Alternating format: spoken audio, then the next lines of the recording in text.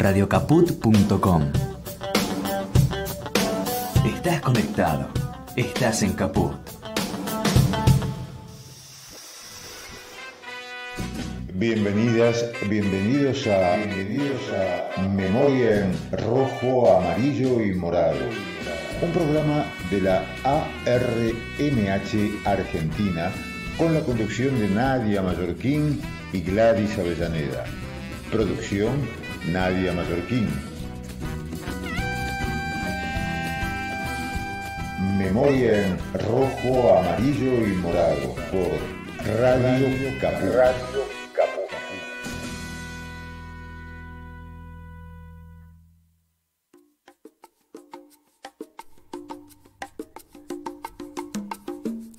Muy buenas tardes, bienvenidas, bienvenidos a una nueva emisión de Memoria en Rojo, Amarillo y Morado, un programa de la ARMH Argentina.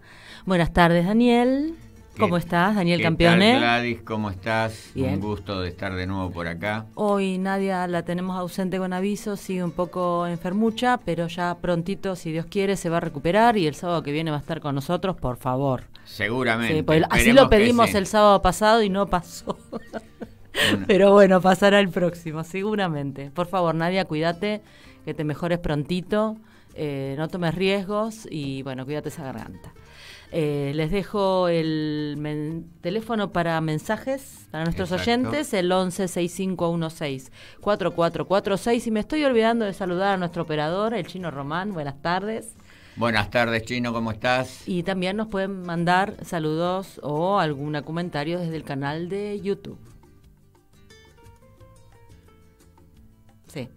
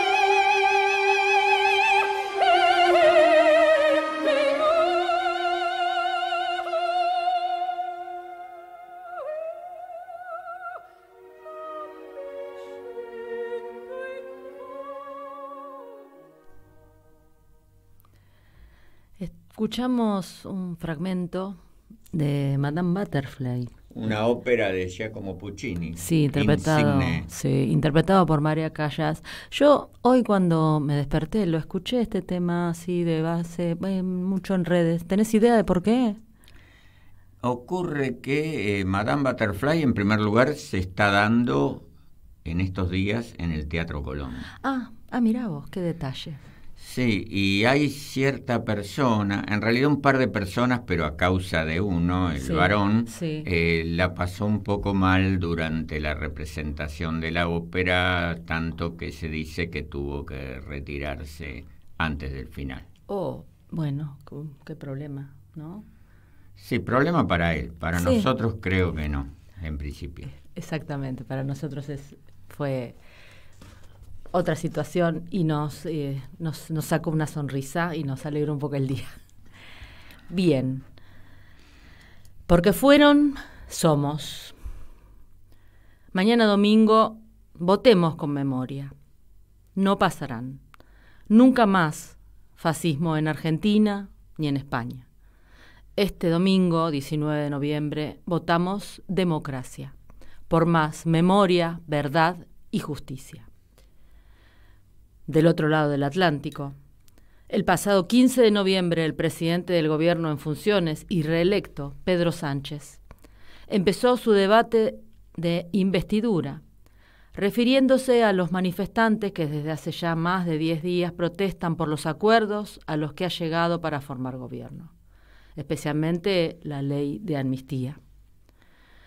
Estos días, dice, hemos escuchado miles de ciudadanos expresarse libre y legítimamente en protestas convocadas tanto por el PP y por el Vox. Nosotros apostamos por el diálogo y el perdón, ha dicho, señalando que a la derecha no le importa la amnistía, sino que no acepta el resultado de las elecciones del 23J. En el video que se filmó y que ahora vamos a escuchar el audio, que acompaña a esta noticia, se recogen estas y otras ideas del discurso de la investidura de Pedro Sánchez. En su primer discurso también Pedro Sánchez hizo un llamamiento al cese del fuego en Palestina y al reconocimiento del Estado de Palestina a los países europeos. Lo escuchamos, por favor. Buenos días, Egunon, buen día, buenos días. Manifestarse en las calles es una de las formas de ejercer la democracia que reconoce nuestra Constitución. Estos días hemos escuchado a miles de ciudadanos expresarse libre y legítimamente en protestas convocadas tanto por el Partido Popular como por Vox. A todos quienes han ejercido este derecho de modo pacífico, y subrayo, pacífico, quiero trasladarles mi respeto y mi reconocimiento porque han ejercido un derecho constitucional de participación política que emana de nuestra Constitución. Hoy y mañana en esta Cámara vamos a escuchar a los 25 millones de ciudadanos y ciudadanas que votaron el pasado 23 de julio en unas elecciones constitucionales, convocadas y celebradas de forma impecablemente constitucional y al amparo de las reglas que fija la Constitución española. Solo hay democracia dentro de la Constitución, porque fuera de la Constitución y de sus reglas no hay democracia sino imposición y capricho. El Partido Popular tuvo que elegir qué clase de derecha quería ser. La derecha responsable, si podemos calificarla así, que comprende la necesidad de frenar el avance de la ultraderecha antes de que sea demasiado tarde, o una derecha irresponsable que blanquea y legitima para llegar al poder a la ultraderecha. El PP entonces, señorías, decidió bendecir a la ultraderecha y le abrió las puertas a 5 gobiernos autonómicos, por cierto, con carteras no menores, porque llevan, por ejemplo, Interior y Justicia, que son responsables del cuidado y la seguridad de las mujeres que sufren violencia de género, 5 gobiernos autonómicos, 5 diputaciones y 135 ayuntamientos. Creo que la receta del Partido Popular condujo al desastre y que no conviene ir por ese camino. Por tanto, el diálogo, la generosidad y el perdón creo que han funcionado y han ayudado a algo muy relevante, que desde luego no está resuelto, pero que es a restaurar las heridas de nuestra sociedad. Por eso, nuestro propósito es seguir aplicándolos durante los próximos 4 años. En nombre de España y en nombre del interés de España, en defensa de la concordia entre españoles, vamos a conceder una amnistía a las personas encauzadas por el proceso catalán. Esta es una medida que pide una parte relevante de la sociedad catalana, una parte muy relevante de la sociedad catalana, que aprueban el 80% de sus representantes políticos, así como una mayoría amplia de fuerzas presentes en esta Cámara. Y también es una medida que puede o no ser compartida por muchos ciudadanos. Yo soy muy consciente de ello. Y quiero decirles a todos ellos y a todas ellas que respeto enormemente sus opiniones y también sus emociones. Pero las circunstancias son las que son y toca hacer de la necesidad virtud. Sí, de la necesidad virtud. Por dos motivos de interés general. Por 2 motivos de interés general. Cálmense, señorías. Primero, para consolidar los avances logrados en estos últimos 4 años y seguir avanzando por la senda de la convivencia y del progreso. El problema del Partido Popular con Vox no es la amnistía a los líderes del proceso. El problema del Partido Popular con Vox es que no aceptan el resultado electoral del pasado 23 de julio. Hay que recordar que nada de lo que estamos viviendo es inédito en nuestra democracia. Todo fue hecho antes por gobiernos del Partido Popular. A ver, señorías, a lo mejor ustedes hoy se sonrojan, Pero lamento decirles que gobiernos del Partido Popular concedieron 1.400 indultos en un solo día. Gobiernos del Partido Popular indultaron a miembros de Terra Iure, sentenciados por terrorismo, durante una investidura. ¡Qué escándalo, señor Feijóo! ¡Qué escándalo! Siento comunicarles que aquel que lanza proclamas y soflamas diciendo que se movilice toda España en contra de este malvado Sánchez, pues entregaron numerosas competencias a gobiernos autonómicos del País Vasco y de Cataluña, cuando necesitaron los votos del nacionalismo catalán y vasco para evitar el bloqueo y asegurar la gobernabilidad de España. Que cuando la derecha llega a acuerdos con el nacionalismo, eso es un pacto entre caballeros. Y si es la izquierda, pues entonces es toda una traición a la patria.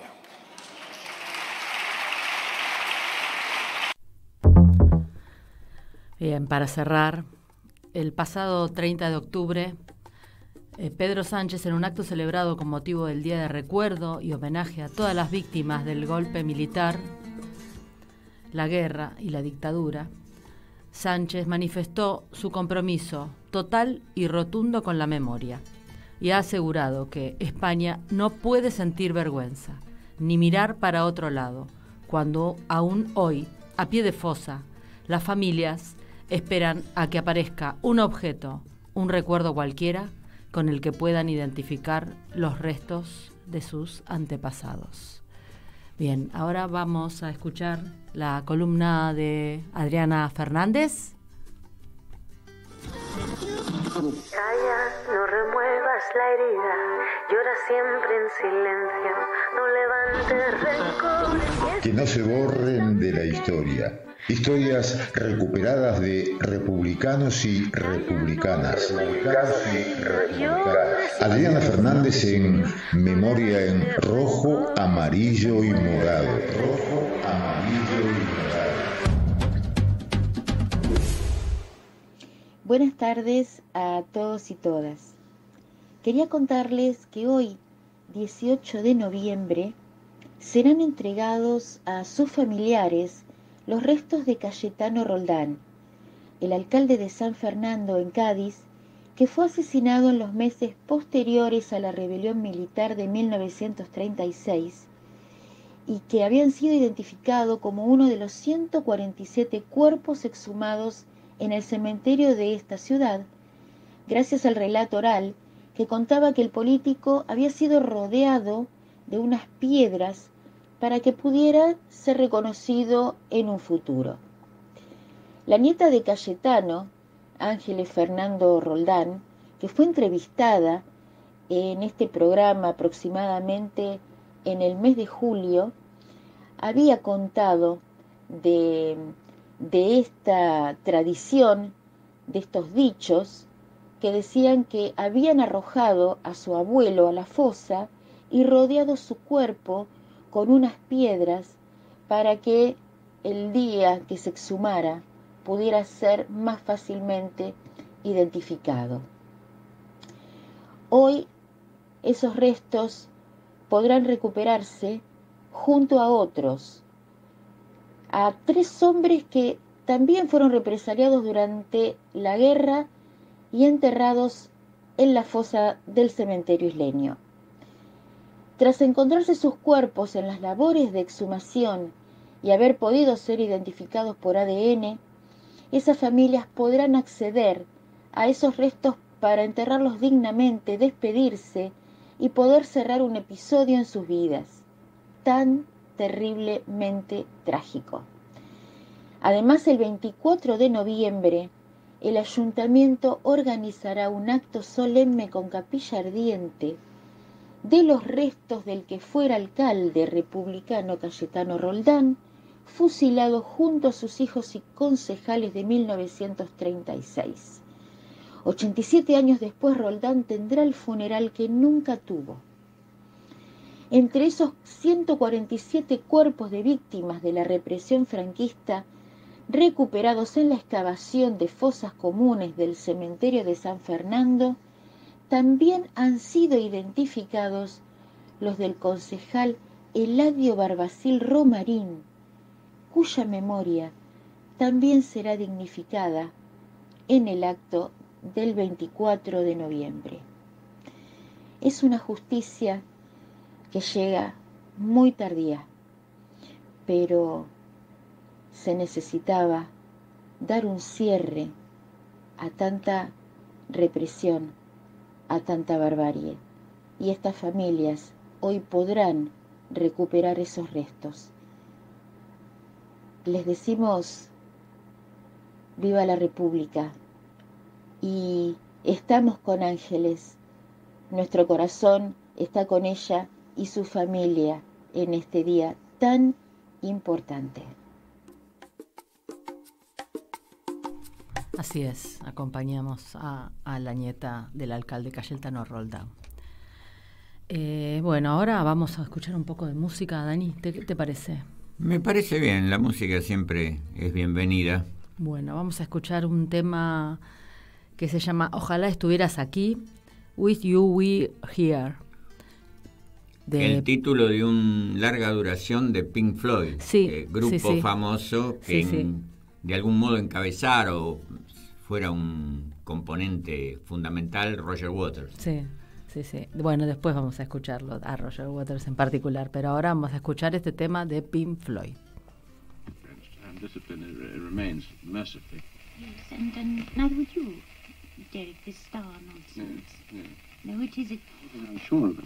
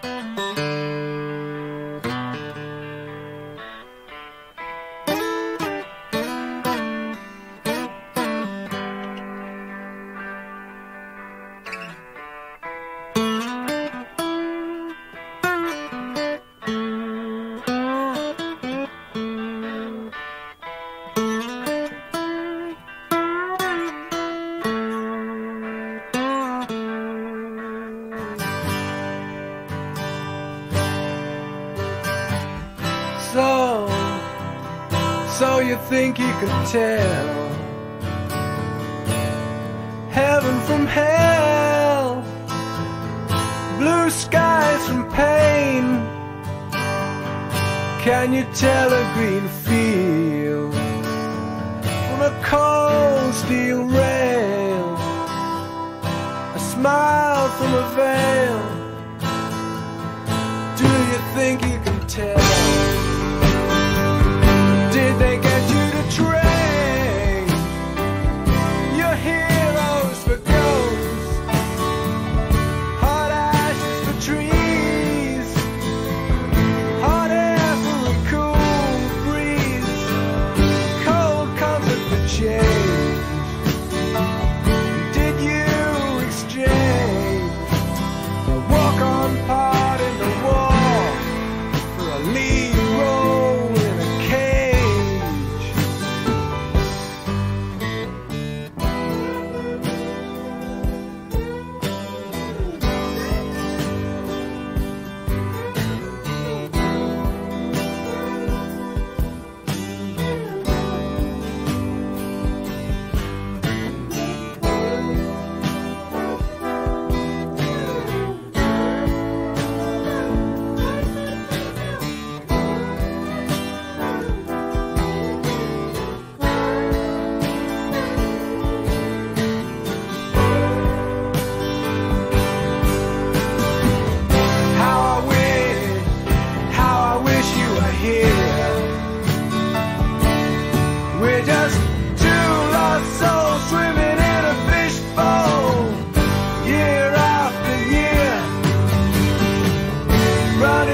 over the same old ground.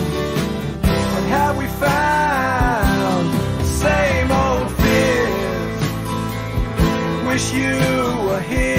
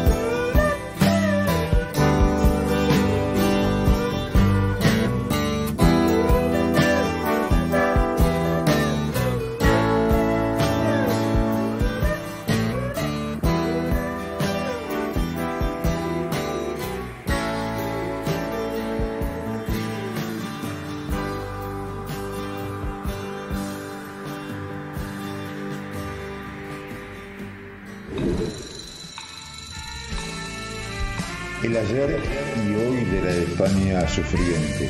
Historias, memorias y cultura en ambos lados del Atlántico.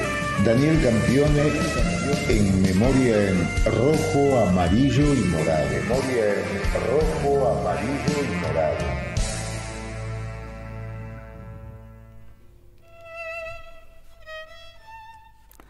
Bien, y ahora presentamos y vamos a escuchar a nuestro escritor, profesor, investigador, Daniel Campione, quien en su columna de hoy tratará Durruti, guerrero del anarquismo. Buenas tardes, Daniel, de nuevo. Buenas tardes de nuevo, Gladys. En efecto, el 20 de noviembre, dentro de 2 días, sí, se cumplirá el 87º aniversario, 87 años, dicho en términos más simples, de la muerte en el frente de Madrid de Buenaventura Durruti, figura descollante del anarquismo español, que era en el momento de morir el jefe, el comandante de una columna que tomaba su nombre, la columna Durruti. Exactamente. Él vivió 40 años y unos pocos meses. Joven, muy joven. Sí. Lo que no le impidió desarrollar una vasta tarea en la militancia. Primero en la militancia sindical y unos años después ya en la labor específicamente anarquista. Durruti nació en una familia obrera, sus padres eran trabajadores. Fue a la escuela hasta los 14 años, lo que no era poco para los estándares de la época en una familia pobre. Cuando dejó la escuela, de inmediato se dedicó a tareas manuales que incluyeron el aprendizaje de oficios ligados a la tornería y a la mecánica, en los que se desempeñaría a lo largo de toda su vida laboral. Esa vida de trabajo estaría casi desde el comienzo signada por el involucramiento de Buenaventura en conflictos, en huelgas, en épocas muy difíciles en España para el movimiento obrero y que se pondrían aún peores, aún más arduas, claro, a medida que avanzaba el tiempo. El hecho es que en 1917, al filo de sus 20 años, Durruti participa de modo muy activo en ese momento estaba en su oficio mecánico, pero en una empresa ferroviaria, y allí participa del desarrollo de la huelga revolucionaria de 1917. Ajá. Al calor de los acontecimientos en el mundo, fue como recordamos, Europa, ¿no? El año de la Revolución Rusa, claro. Transcurría la Gran Guerra, lo que hoy llamamos la Primera Guerra Mundial. La cuestión es que Durruti fue despedido de su trabajo como ferroviario.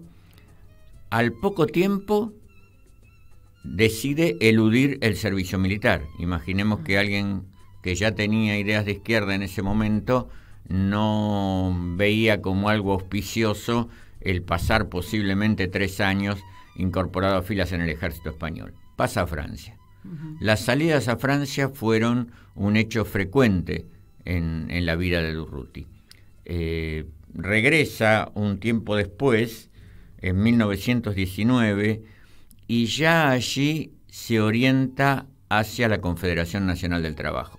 Sus primeros pasos sindicales habían sido bajo la égida de la Unión General de Trabajadores, UGT, orientada por el Partido Socialista Obrero Español.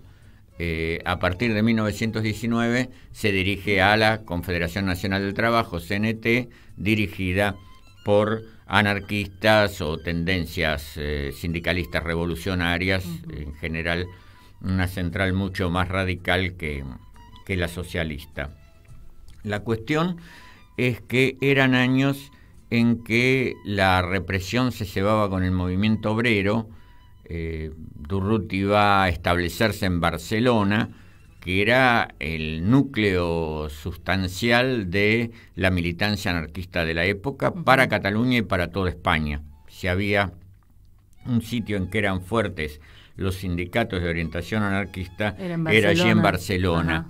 Y en consecuencia, allí también era el epicentro de la reacción antiobrera, antisindical, expresada, antisindical en términos de sindicalismo de izquierda, porque se expresaba en parte con los llamados sindicatos libres, que eran formaciones auspiciadas por los patrones, integradas por elementos de propensión parapolicial, que no vacilaban en cometer asesinatos y todo tipo de actos de violencia contra los activistas anarquistas.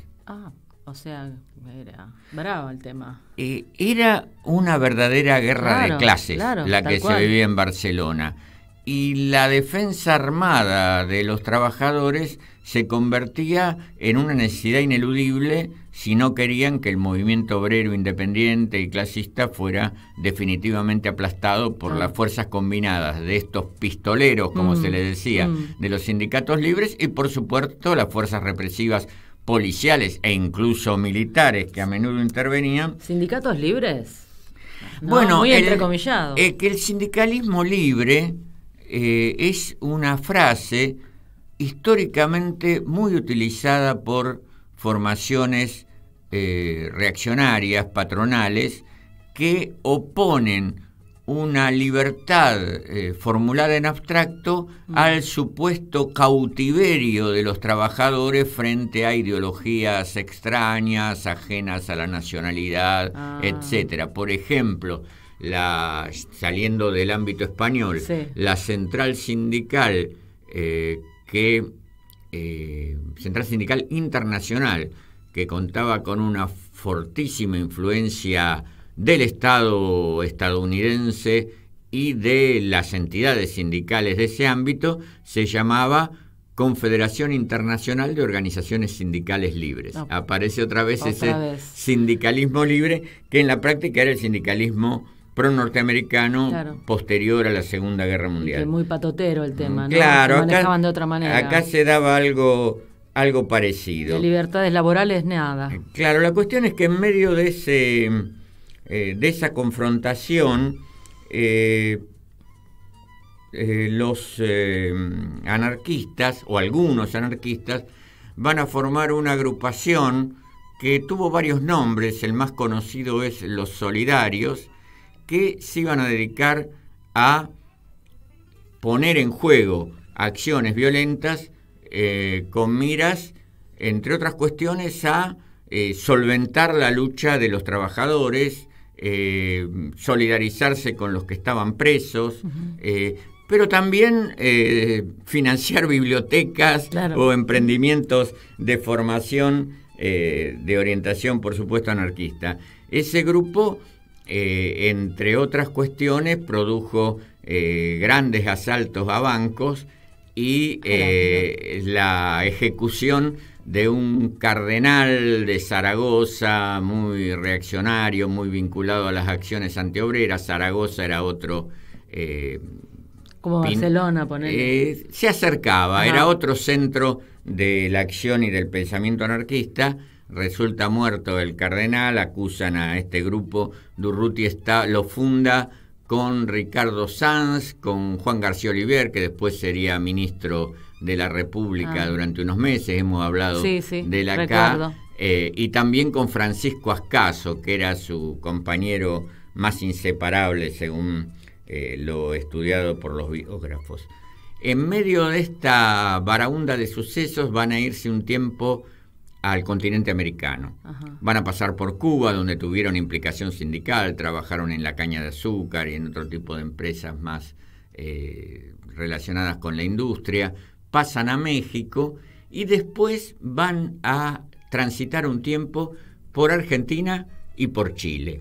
Y quizá el suceso más recordado de esa etapa es un gran asalto a un banco chileno que pasa a la historia como el primer robo en gran escala en una entidad bancaria en tierra chilena.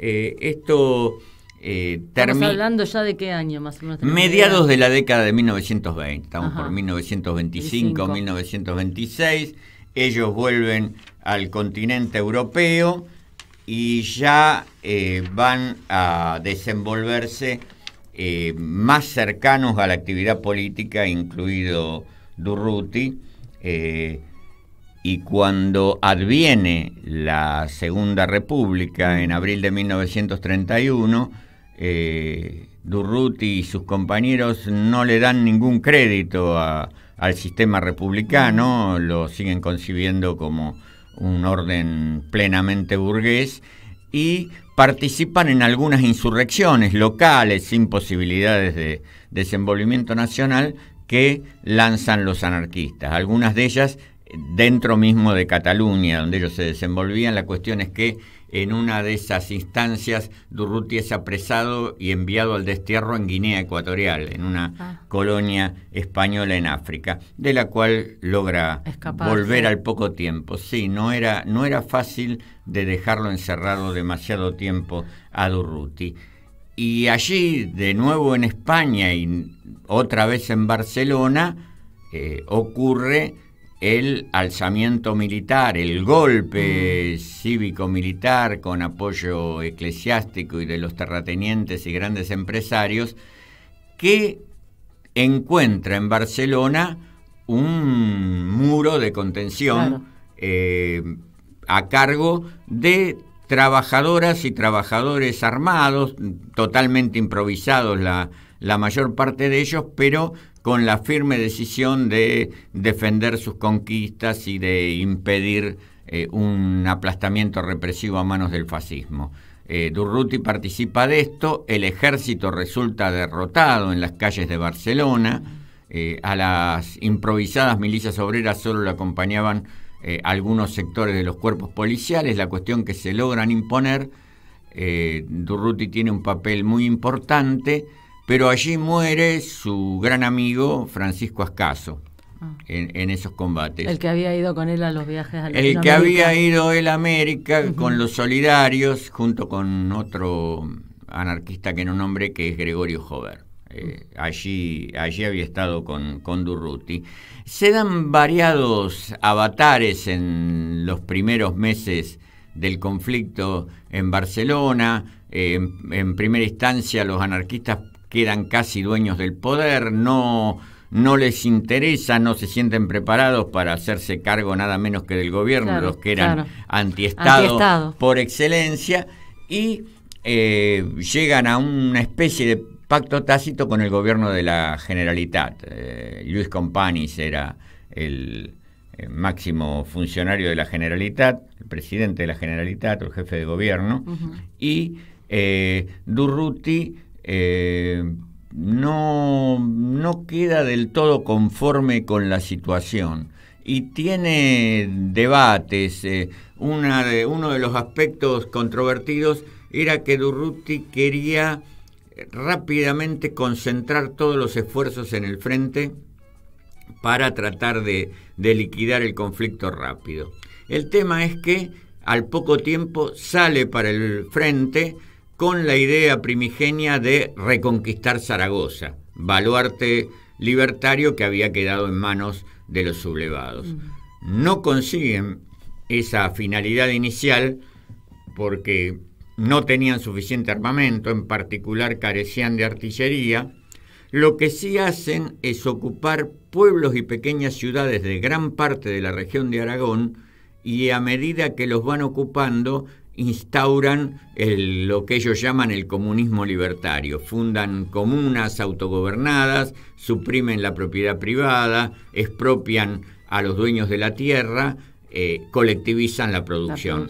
Esto se constituyó en una experiencia social muy importante, de alcance histórico. No hay muchas, más bien hay muy pocas experiencias de este tipo, y Durruti tuvo allí un papel protagónico durante unos pocos meses. Porque ¿qué ocurre?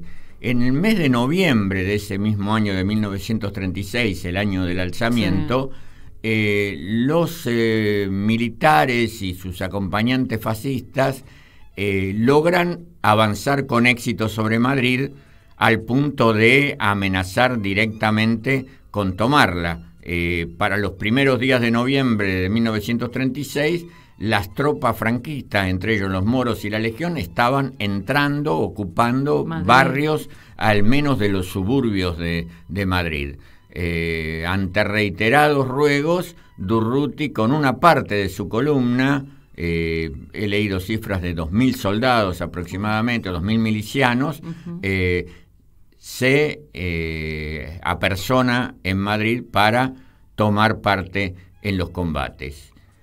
Tras algunos enfrentamientos en que esta columna participa, Durruti resulta muerto. El día 19 de noviembre es baleado y el día siguiente muere en un hospital militar o militarizado de Madrid, que en realidad era el Hotel Ritz de Madrid, era un hotel de lujo. La cosa es que Durruti es herido en circunstancias poco claras. La primera versión oficial es que había muerto abatido por balas fascistas, pero ocurría que estaban muy lejos las trincheras del enemigo. Como para que hubieran llegado. Como para que hubieran llegado a balearlo con tanta precisión. Ahí van apareciendo las hipótesis, que si lo mataron compañeros anarquistas que estaban huyendo del frente y Durruti los intenta frenar, hacerlos volver al combate, y en esa circunstancia lo matan.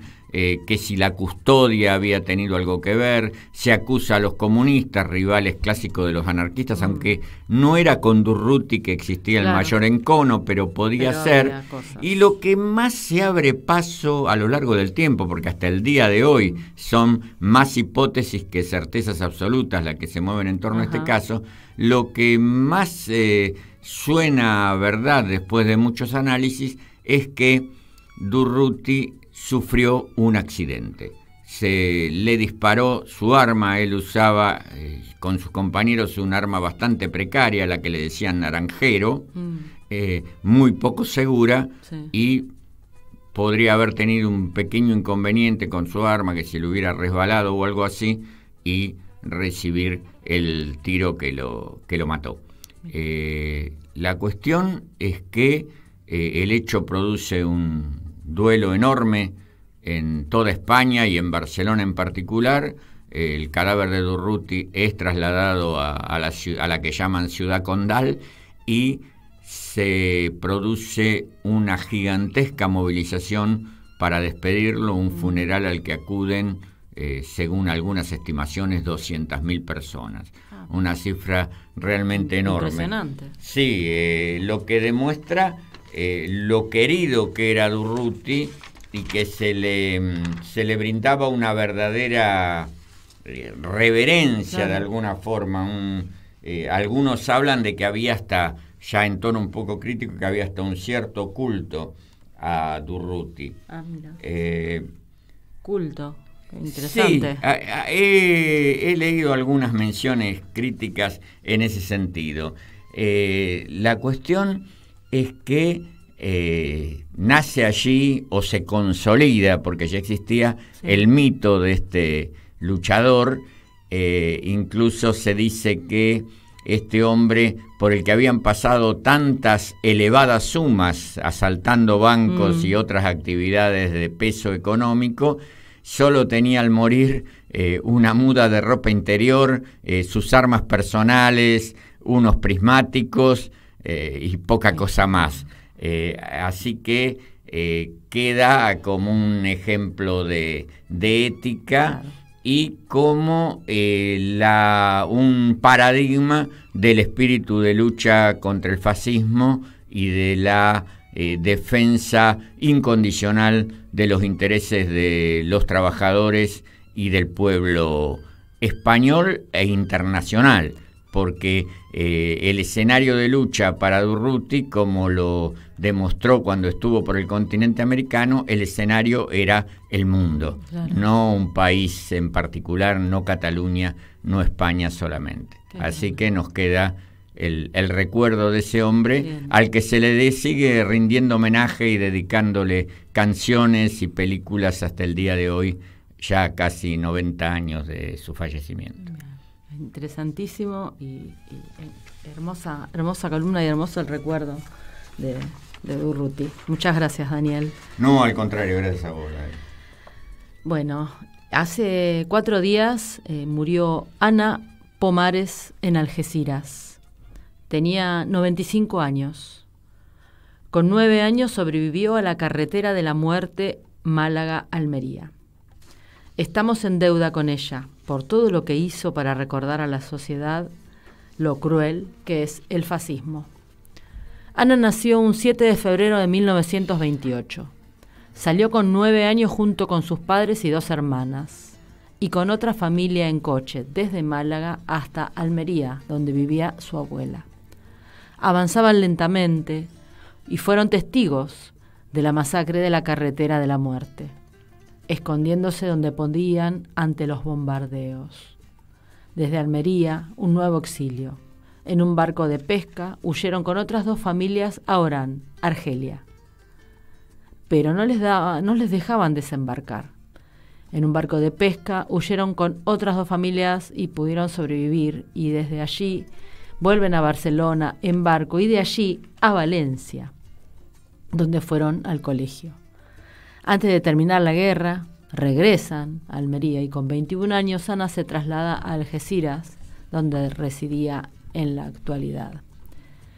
Bueno, para Ana, que la tierra le sea leve. Un recuerdo para esta mujer, ¿no es cierto? Sin duda, merecido. Bien. Bueno, ahí nos cuenta Nadia que hay un lanzamiento de una campaña humanitaria argentina por Palestina, convocada por entidades de nivel nacional representativas de la colectividad argentino-árabe. Se lanzó la campaña humanitaria Argentina por Palestina. Se reciben donativos específicos que serán viabilizados en coordinación con la Cruz Roja Argentina y la Media Luna Roja Egipcia. En base a un listado de elementos específicos, se recibirán las donaciones en la sede de la Embajada del Estado de Palestina en Argentina, cito en Riobamba 981, Ciudad de Buenos Aires, de lunes a viernes en el horario de 9 a 15. Dentro de las donaciones se receptarán insumos médicos, insumos de higiene personal y otros insumos como leche en polvo, mantas de abrigo, sales de rehidratación oral, pastillas potabilizadoras, silbatos, velas, linternas, mantas térmicas, aislante térmico y alimentos envasados. Terrible situación la de Palestina. Esperemos que seguramente nuestro país hará honor a la tradición de solidaridad internacional que tuvo en otros conflictos.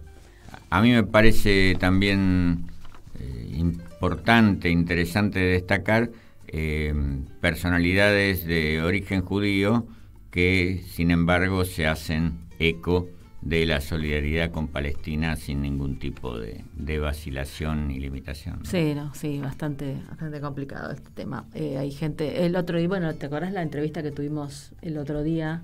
Exacto. Con la gente que formaba Judíos por Palestina, cómo nos explicaba esto, ¿no? De que era como una doble censura, ya la habían sufrido previamente, les habían censurado el idioma que traían de sus raíces y ahora encima les impiden decir otras críticas, porque son críticas, no hagan esto, está mal, el Estado de Israel está haciendo lo que no corresponde bajo ningún concepto, no se lo sanciona, no se actúa de ninguna manera y encima se reta y se sanciona a los que lo dicen, ¿no?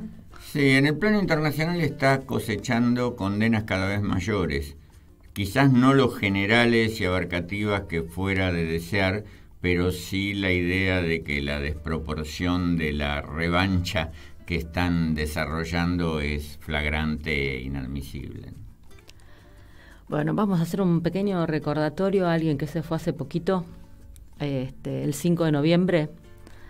El filósofo Enrique Domingo Dussel Ambrosini falleció a los 88 años de edad. Nació el 24 de diciembre de 1934 en Mendoza, localidad de La Paz, y en 1975 llegó a México en el exilio. Nació ese 24 de diciembre y llegó a México tras exiliarse por un atentado de bomba por compromisos críticos políticos a favor de los movimientos populares en tiempos previos a la dictadura militar argentina. Enrique Dussel es reconocido internacionalmente por su trabajo en el campo de la ética, la filosofía política y el pensamiento latinoamericano en general, y por ser uno de los fundadores de la filosofía de la liberación, corriente de pensamiento de la que es el arquitecto.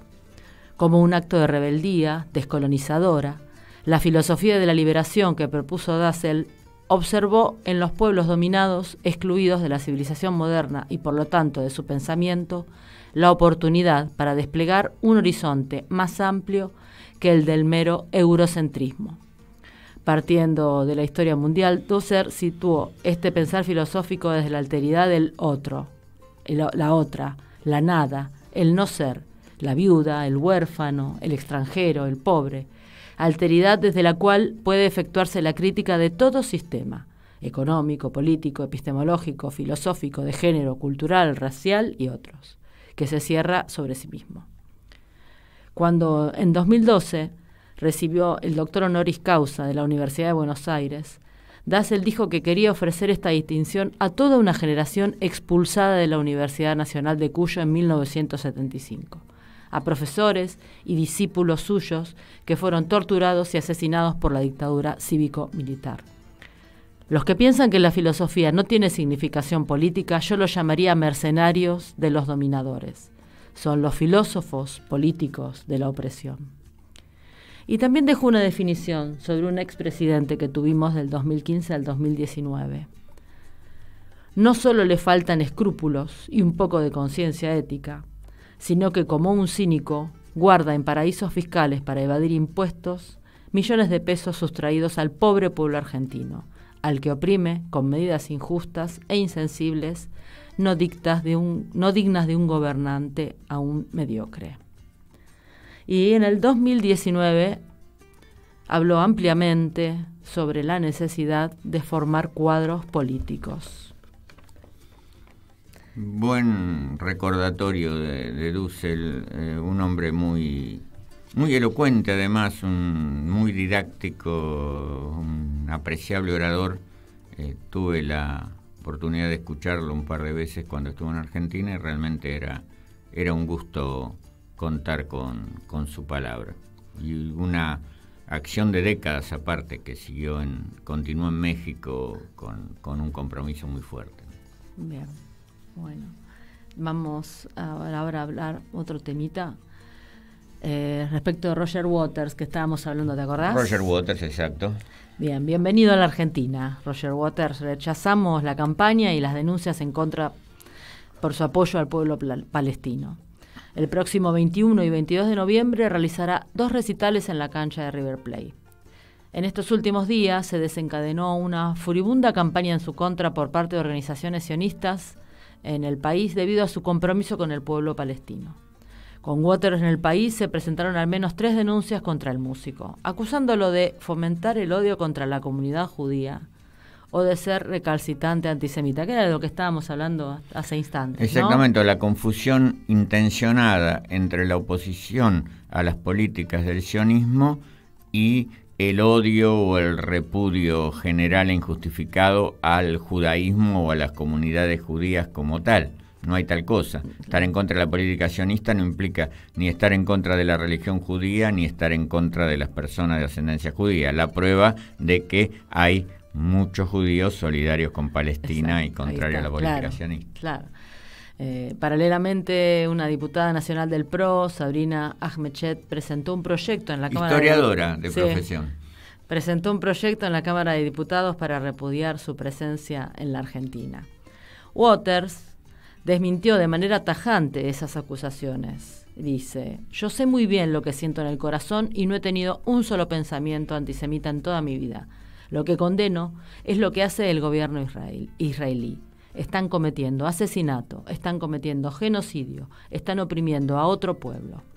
Esto lo dijo en referencia a la agresión histórica que sufren los palestinos. Bueno, dicho esto, ¿qué estás leyendo, Daniel? Estoy leyendo un libro muy especial. El título es La Segunda República, 1931-1936, y el subtítulo, o bajada de título, como lo querramos llamar, reza Las claves para la primera democracia española del siglo XX. El autor, un catedrático de la Universidad de Castilla-La Mancha, llamado Ángel Luis López Villaverde. ¿Por qué decía que este libro es peculiar o especial? Porque es un esfuerzo de síntesis sobre los dispersos aspectos que atañen a los 5 años iniciales de la República Española. El autor, de alguna manera, hace énfasis en que a veces esos 5 años de la Segunda República quedan, no diría sepultados, pero sí relegados en el tratamiento histórico frente a lo que es la guerra, el conflicto armado. Entonces pareciera que esa etapa es solo un antecedente, un preámbulo de la guerra, y en realidad fue un periodo muy rico.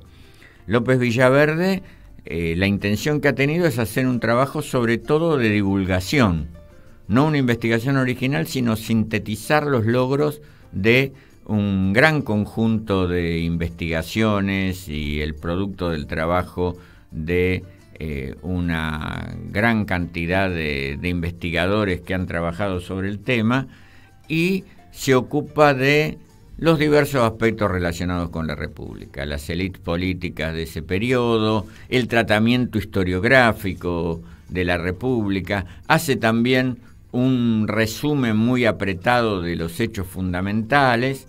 En fin, es un libro de divulgación, de debate. Hay opiniones suyas para discutir, por supuesto, pero creo que cumple la función de poner en juego de una manera sintética, amena y comprensible las grandes coordenadas de esos 5 años de lo que él llama la primera democracia española del siglo XX. Bien. Interesante, ¿eh? Sí, recomendable la lectura. ¿Qué editorial es? Es una editorial española muy poco conocida por acá, que se identifica con la letra S, fundamentalmente. Silex, sí, pero lo fuerte es la letra S. Se lo puede conseguir aquí. El precio no es particularmente amigable, tampoco totalmente prohibitivo. Así que si hay deseos de hacer el esfuerzo, se puede llegar a alcanzarlo. Muy bien. Bueno, muchísimas gracias, Dani. Bueno, nos vamos a ir yendo despacito, nos vamos a ir escuchando un tema musical. Estuvimos en la conducción Gladys Avellaneda, Nadia Mallorquín, Daniel Campione, Columnistas Adriana Fernández, Daniel Campione, columnistas y corresponsales al otro lado del Atlántico, Juan Miguel Vaquero, Susana Falcón, Jorge Fonseca y Soledad Luque Delgado. En la producción, Nadia Mallorquín. Esto fue Memoria en Rojo, Amarillo y Morado, un programa de la ARMH Argentina. Nos vamos a ir escuchando In the Flesh, En la Carne, de Roger Waters. Buen fin de semana, votemos con memoria, salud y república.